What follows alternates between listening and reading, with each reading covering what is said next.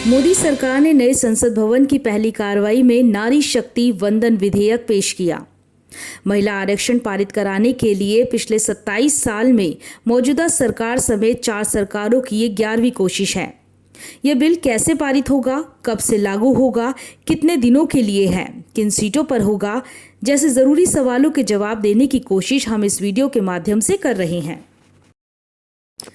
महिला आरक्षण के लिए पेश विधेयक का नाम 128वां संविधान संशोधन विधेयक 2023 है, जिसे मोदी सरकार ने नारी शक्ति वंदन विधेयक नाम दिया है। इस विधेयक में कहा गया है कि लोकसभा सभी राज्यों की विधानसभा और राष्ट्रीय राजधानी क्षेत्र दिल्ली की विधानसभा में यथासंभव 1/3 सीटें महिलाओं के लिए आरक्षित होंगी। यानी अगर लोकसभा में 543 सीटें हैं तो इनमें से 181 सीटें महिलाओं के लिए आरक्षित होंगी। इन सीटों पर सिर्फ महिला उम्मीदवार ही चुनाव लड़ सकेंगी। विधेयक में साफ तौर पर लिखा है कि महिलाओं के लिए 1/3 रिजर्वेशन डिलिमिटेशन यानी कि परिसीमन के बाद ही लागू होगा। विधेयक के कानून बनने के बाद जो पहली जनगणना होगी उसके आधार पर परिसीमन होगा। एक्सपर्ट्स के मुताबिक 2026 से पहले परिसीमन लगभग असंभव है, क्योंकि 2021 में होने वाली जनगणना कोविड-19 की वजह से अभी तक नहीं हो सकी है। SC/ST महिलाओं के लिए आरक्षण SC/ST कोटे से ही मिलेगा। इसे एक उदाहरण से समझिए। इस वक्त लोकसभा में SC/ST के लिए आरक्षित सीटों की संख्या 131 है। महिला आरक्षण लागू होने के बाद इनमें से 1/3 यानी कि 44 सीटें SC/ST महिलाओं के लिए आरक्षित हो जाएंगी। बाकी 87 सीटों पर महिला पुरुष कोई भी लड़ सकता है। इस विधेयक में OBC महिलाओं के लिए अलग से आरक्षण का कोई प्रावधान ही नहीं है। ऐसे में कई राजनीतिक पार्टियों की ओर से बिल का विरोध किया जा रहा है, तो कुछ पार्टी की महिला लीडर बिल को लेकर मोदी सरकार की राजनीतिक मंशा पर सवाल उठा रही हैं। ब्यूरो रिपोर्ट, सब लोग टीवी। सरकार को 9 साल पूरे हो गए हैं और मैं समझती हूँ कि होमोपेशन बिल लाना था तो ये सरकार पहले भी ला सकती थी, और ये आखिरी साल में लेके आ रही है जब इलेक्शंस आने वाले हैं। और क्योंकि इसकी बहुत बड़ी एक्सरसाइज होती है।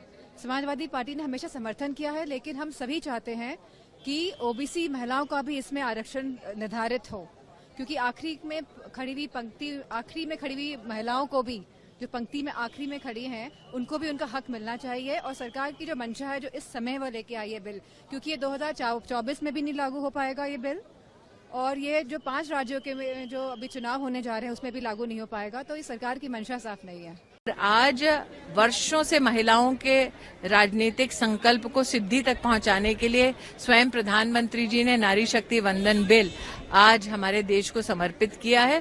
प्रधानमंत्री जी को बहुत बहुत धन्यवाद कि वर्षों के संघर्ष को उन्होंने समाधान तक पहुंचाया। जो बिल आज टेबल हुआ है, ये महिला आरक्षण बिल नहीं है, ये महिला बेवकूफ बनाओ बिल है, क्योंकि इसके अनुसार 2024 के चुनाव में महिला आरक्षण नहीं आ रहा। पहले जनगणना होगी, उसके बाद डिलिमिटेशन होगा, उस डिलिमिटेशन के आधार पर ये डिसाइड किया जाएगा कि किन सीटों पर आरक्षण होना है। इसका मतलब ये बिल अगले 4 साल में, 5 साल में इम्प्लीमेंट होने वाला नहीं है। तो क्या है ये प्रयास? ये महिलाओं को बेवकूफ बनाने का प्रयास है। वो क्रेडिट हमको देते नहीं, लेकिन मैं उनके नोटिस को लाना चाहता हूँ। ये वुमेन रिजर्वेशन बिल ये ऑलरेडी पास्ड इन 2010, लेकिन इसको बाधा आ गई तो उसमें वही रुक गया। लेकिन ये पहले थोड़ा बैकवर्ड क्लासेस को रिजर्वेशन देने की बात थी। शेड्यूल कास्ट तो इजी था उनका, क्योंकि उनको ऑलरेडी कॉन्स्टिट्यूशनल रिजर्वेशन रहने की वजह से 1/3 इजीली उसमें आता था। लेकिन बैकवर्ड क्लासेस और उनको इसमें